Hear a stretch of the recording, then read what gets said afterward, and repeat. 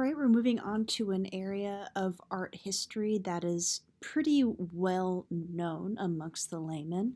We are beginning to enter the Renaissance in Italy. So at this point in time, Italy is divided into several different city-states. When we look at this map of Italy from around 1400 to 1500, you can see that the modern kind of like boundaries of Italy have been separated into several smaller regions.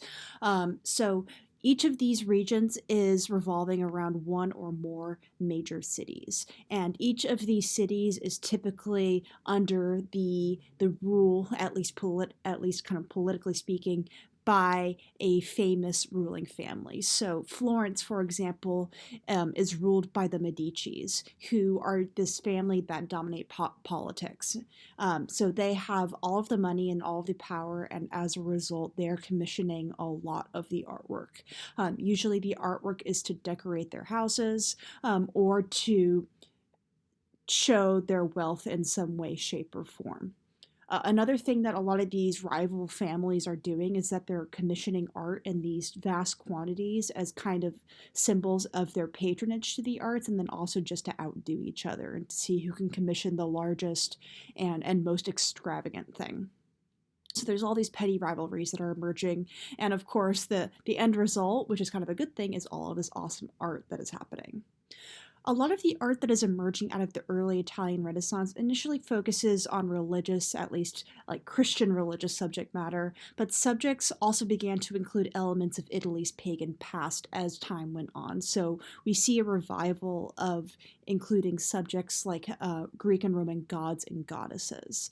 Interestingly, as time goes on, we see biblical figures depicted in a more secular and humanized way, and this very much goes into play with this concept of humanism, which was this artistic and intellectual movement that encouraged secular and religious subjects to coexist. So we will see this manifest many different ways in the early Renaissance. We will oftentimes see imagery where we see gods and people from the Bible coexisting. We will see that reflect most explicitly in the Sistine Chapel when we get to the High Renaissance. Interestingly, we will also see biblical figures depicted as more human and less kind of otherworldly and godly.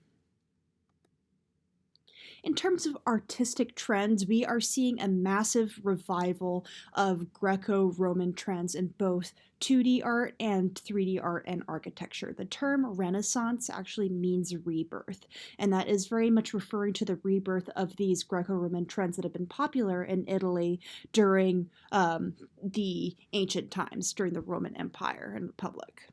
So what we see in sculpture is this reintroduction of contrapposto, this kind of relaxed, naturalized, S-shaped form. We also see idealized bodies and nudity. So for several hundred years, we have not really seen nudity in art, with the exception of images of Adam and Eve. So this is really quite a shift, especially when it comes to depicting biblical figures. This is something that we have not really seen before in art.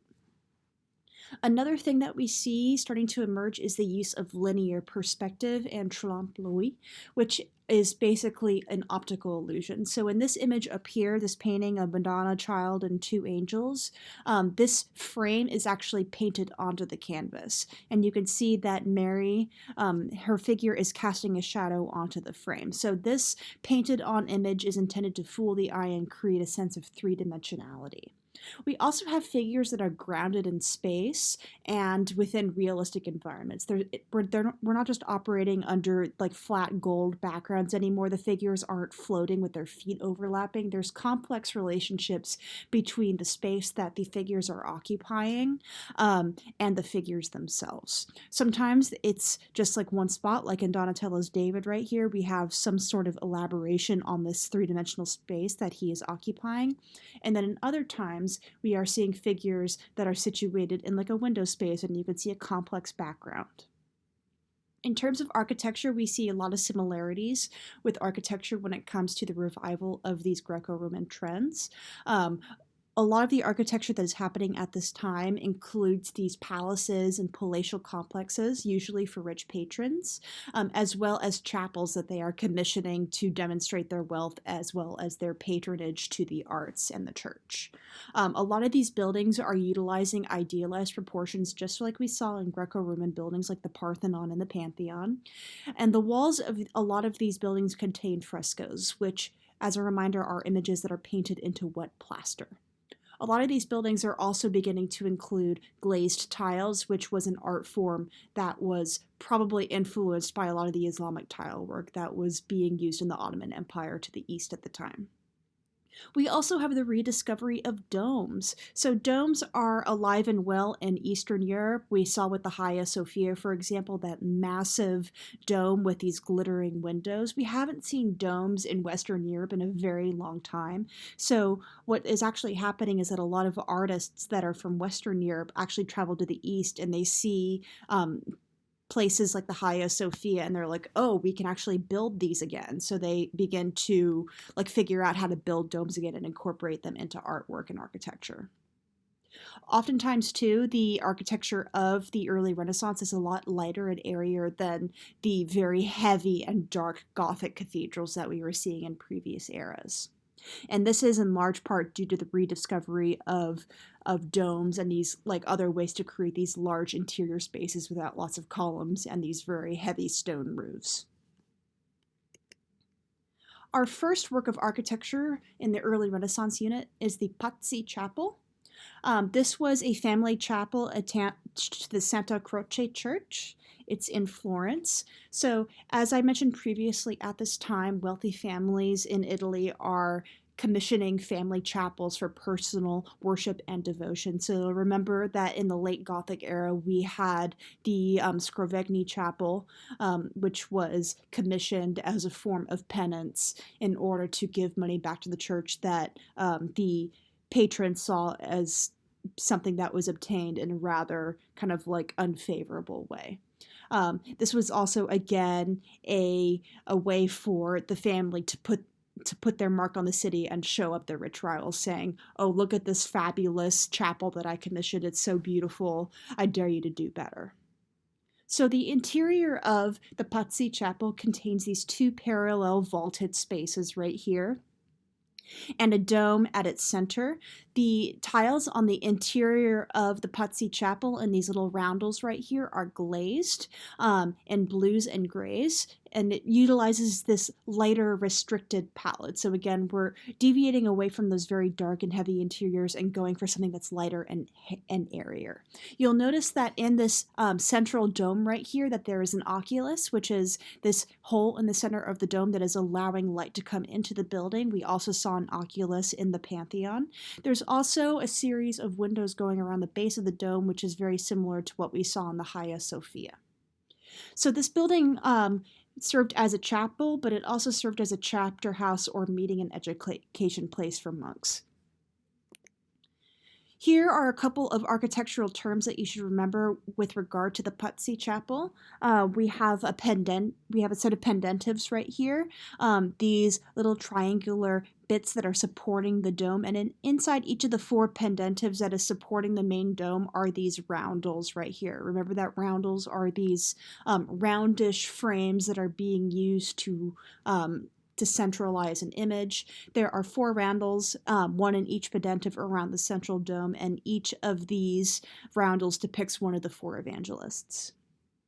One of the other architectural terms that we'll see a lot in the Renaissance is pilaster. So a pilaster is a rectangular column, usually one that is engaged or attached to a wall. So these kinds of columns right here are not really providing any real structural support, but rather they are decorative in nature.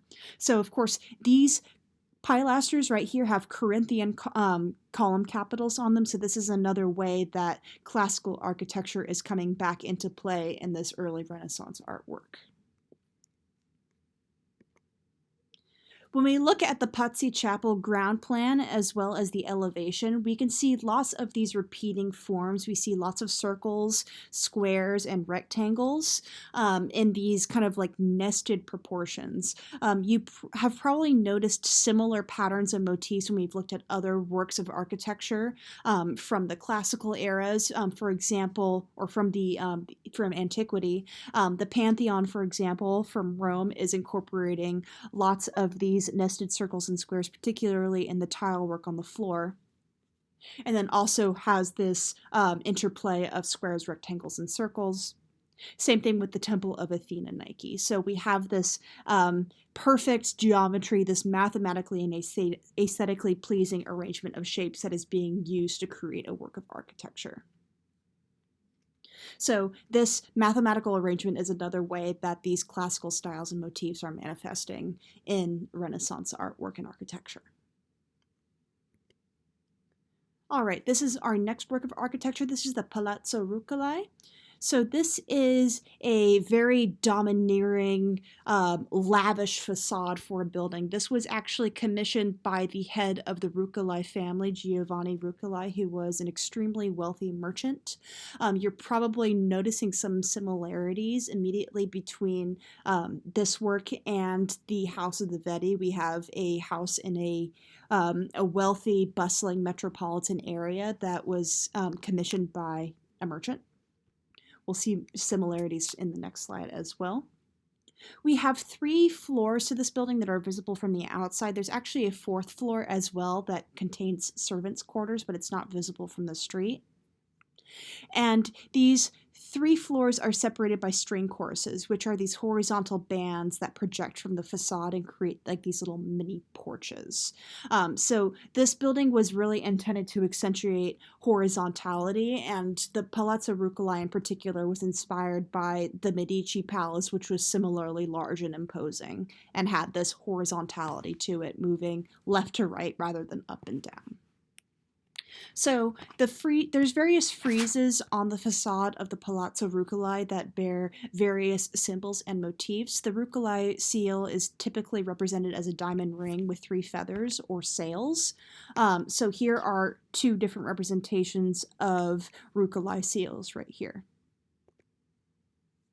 So what you'll notice is that the first floor is very geometric. We're not really seeing any curved lines in the facade here. We have pilasters, these engaged columns right here, and square windows.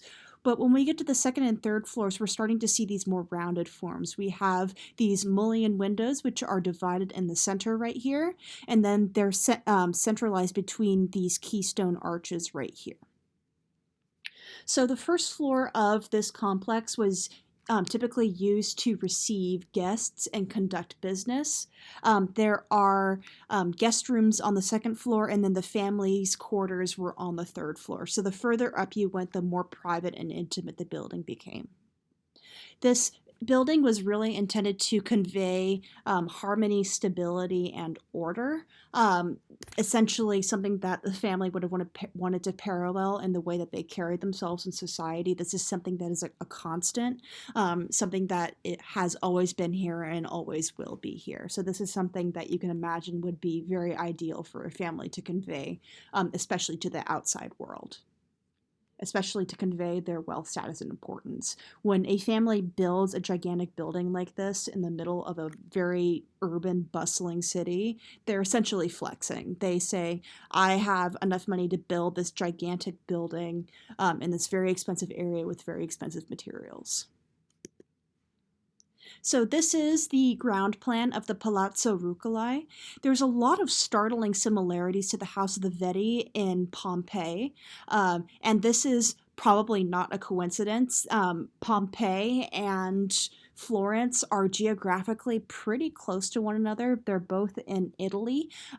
So you can imagine that a lot of these stylistic architectural conventions from this period are going to be carrying over into early Renaissance architecture, especially within the context of seeing items like the Pazzi Chapel, which are deliberately incorporating these classical elements. When you look at one of the most prominent aspects of the Palazzo Rucellai in terms of comparing it to the House of the Vedi is this atrium area, this open air atrium that is leading to the sky. The space on the inside is very intimate. You're not really seeing any windows to the outside world. There's a couple of very small reserved spots, but it's very similar to what we're seeing in the House of the Vedi, where it's very closed off from the rest of the world, and it's creating this very lavish private interior space for the family. So this is the interior right here. Again, we can see the use of arches, which is a very Roman convention, and then Corinthian columns right here. And here's our mullion windows again. Our next work is the Madonna and Child with Two Angels by the artist with perhaps the best name to ever exist, Fra Filippo Lippi. So what you'll notice about this image is that it depicts a holy subject, the Madonna and Child. So this is an image that is typically the Virgin Mary with baby Jesus. We've seen Madonna and Child images before, notably with the Virgin Theotokos and Child with the saints. That image was very stoic and rigid, you'll probably recall. Whereas when you look at this image, it's a lot more casual. You see a halo around Mary's head, but it's very, very subtle. The divinity of these figures is very understated. Interestingly, you could look at these figures in this painting and, like, in the absence of this very faint halo and the wings on these little cherubic figures, you'd probably think that this was a normal family, albeit a very healthy one. So this is something that is a lot of artists are really endeavoring to do during the early Renaissance, is to secularize these holy subjects and to make them a lot more human, to make them appealing to the masses. We also see this in the Baroque era as well, which we'll cover in a couple of classes. So interestingly, Mary, even though she is depicted as this young mother, and she's a lot more humanized than we've seen in previous image, she's still very solemn. Her eyes are downcast. She's not really smiling. She kind of has this faraway look in her eyes. This is very common in Madonna and Child images and is usually a method of foreshadowing, basically suggesting that Mary knows that her son will die for people's sins. She has this premonition, she knows. Interestingly as well, baby Jesus actually more or less looks like a baby. This is pretty unusual within the context of other early Christian works, where he typically looks more like a small man than an actual baby. So this is one of the most obvious things that is happening in the early Renaissance, is that artists are seeing that, oh, babies are round and chubby and they don't look like small men, and maybe we should depict Jesus in this way as well to make him a little bit more identifiable and human. So Fra Filippo Lippi, in addition to having one of the most interesting names in art history, was also like a very, we'll call him an interesting person. He had a lot of stuff associated with him that is not appropriate for this class, but he claimed to at one point to have been enslaved by pirates, and then he oftentimes had to be locked up in a room to complete his work because he was very easily distracted. He was also a priest and a chaplain, and he actually kidnapped a nun and had a child with her. It is actually theorized that the Mary in this painting is that nun, which is very ironic. So there's a lot of like funky stories around Fra Filippo Lippi if you're interested. So moving on to a couple of the other elements of this painting, you'll notice that there's a complex background here. There is a series of mountains right here. This was something that art historians typically refer to as like a natural element that was intended to reflect the facade of a church. And indeed looks like a Gothic church. There's also a city at left center here, which is meant to represent Jerusalem. There's also a couple of other symbols in the foreground. So there's pearls in Mary's headdress and in her clothes and on the pillows right here. Pearls are typically representative of the Immaculate Conception, which is something that's associated with the Virgin Mary. And then, as I mentioned previously, the entire scene is within this window frame right here. This is painted on by the artist, and this is fooling the eye, the trompe-l'oeil, this optical illusion that the artist is using to create a sense of three-dimensionality in the painting. Our next work is another very well-known artwork from the early Renaissance, The Birth of Venus by Sandro Botticelli. So Venus is a pretty well-known figure in Greek and Roman mythology. Venus, aka Aphrodite, is the goddess of love and romance. There is a fairly interesting story that describes her conception. There is one god, I believe it was Janus, who was castrated, and then his bits fell into the ocean, and then met with the sea foam, and then Venus emerged fully formed from the ocean as this young woman floating on a clam. So clams and other shells are oftentimes used as ionic symbols. They represent images of like vulvas or female genitalia. So you'll probably notice that we're seeing mythological imagery here, which is something that we have not seen in a while. Remember, we had lots of Nikes, for example, when we were studying ancient Greek and ancient Roman art and architecture. However, this is the first time that we're really starting to see it come back in the Renaissance. So this is really referencing that departure from a purely like Christian subject matter in art to something that is looking at Italy's pagan past, its polytheistic past. It was also very bold at the time for Botticelli to paint Venus nude. At this point in time, there were basically two accepted reasons for artists incorporating nudity in art. One, if it was educational in some way, and then the second, if it was mythological. So this was very much a statement on his part to say, like, let's incorporate women, like naked women, and other naked human beings in artwork. There's a couple of allegorical figures in here as well. We have the west wind and a nymph who are blowing the shell to shore right here, and then we have a handmaiden that is swooping in to clothe her because she has to be modest. You'll notice that she is attempting to cover her chest and her bits with her hands and hair. So this is kind of like this illusion of modesty that we see a lot in Venus sculptures, where she's like, I'm naked, but I'm trying to cover myself because I'm modest, and that's a large part of her appeal, and one of the reasons that her nudity is seen as okay, quote unquote. Interestingly, there's actually a statue called the Medici Venus that Botticelli very likely used as a reference for this painting. You'll notice that while Botticelli has really mastered the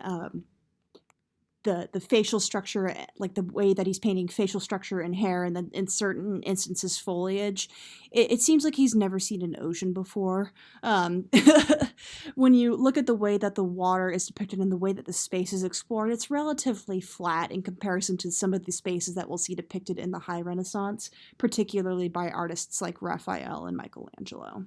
So this is something that is still a work in progress. There are still growing pains that are happening in art in terms of developing three-dimensional spaces. So this piece, along with many others, was commissioned by the Medici family to contribute to their vast stores of art and to decorate all of their fancy walls. This is Donatello's David right here. So David is a biblical figure, and you'll notice that he's nude, which is, again, pretty unusual before this time. So for those of you who don't know, the narrative of David and Goliath is from the Old Testament. Basically, there is Israel, like old Israel, and then there's this dude Goliath and his army that are coming in, and they're like, fight me. And everybody's super afraid of Goliath because he's like 10 feet tall, and his army has lots of weapons, and nobody wants to fight him. And then David, this very scrawny, like slight young man, is like, I'll fight him. And everyone's like, okay, have fun dying. So instead of using brawn to fight Goliath, he uses brains as well as his faith and belief in God, and then from a distance uses a sling and casts a stone at Goliath's head, striking him dead, and then to kind of like add insult to injury, then beheads him, and then Israel is saved. We see a similar kind of narrative with Judith and Holofernes in a couple of units as well. There's lots of beheading in the Bible. So what you'll notice is that this piece is made out of bronze. We have not seen bronze sculpture in the Western world since the seated boxer. So this is another kind of revival that is happening during the Italian Renaissance in terms of the use of materials. So bronze casting is coming back into fashion and is being used a lot more frequently by artists. So this was probably something that was intended for private viewing in the Medici palace. What you'll notice is that the body is in this very exaggerated contrapposto, and the figure is actually quite sassy. He has an arm on his hip, and he's holding the stone that he's used to kill Goliath, and then he's also standing on Goliath's severed head. So there's a lot of information in this sculpture that has led to two different schools of thought when it comes to art historians. There are some art historians that are like, no, he's proud. Like, how can he not be proud? He is naked and unafraid. He has a crown of laurels. He's stepping on an enemy's severed head. He has a hand on his hip. Like, he's sassy and he's proud. But there's some art historians that are like, no, he's showing signs of humility. His head is lowered. His eyes are downcast. He looks contemplative. There's also the context of this narrative from the Bible where David defeated Goliath not because of his brute strength, but because of his belief in God. So there's these two contrasting narratives when you look at commentary from art historians on this piece. Personally, if you are going out into battle wearing a hat with some flowers and your boots on and nothing else, like that to me seems a little bit more proud than humble. It could just also be the artist's taste. We don't really know what Donatello was thinking when he sculpted this. In any case, the David is a very popular subject in Renaissance art. We, of course, have Michelangelo's David, which is perhaps the most famous of them right here. Interestingly, this David seems a lot more fit and a lot less scrawny than a lot of the other Davids that we see in art history. Also, a lot of people don't realize that Michelangelo's David is massive. So it was this massive and really like unruly piece of marble that was kind of given to Michelangelo to snub him and to kind of challenge him, and he was like, fine, I'll sculpt this beautiful sculpture out of this garbage piece of marble. And today it's one of the most famous sculptures in existence. So this is a scale image. This is a worker that is restoring the statue next to it. It's absolutely magnificent in person. If you ever have a chance to go to Florence, I highly recommend that you go to the Uffizi gallery and see it. There's another depiction of David right here from Bernini, who was a Baroque artist, and you'll notice that this pose is a lot more action-oriented. He's basically right about to sling the stone at Goliath's head. So there's different narrative moments in each of these sculptures here. We have the before casting the stone, during casting the stone, and then directly after. So you could probably teach an entire class just on Davids from the early Renaissance and beyond, because there's so many different renditions and so many different ways that artists are viewing this narrative moment.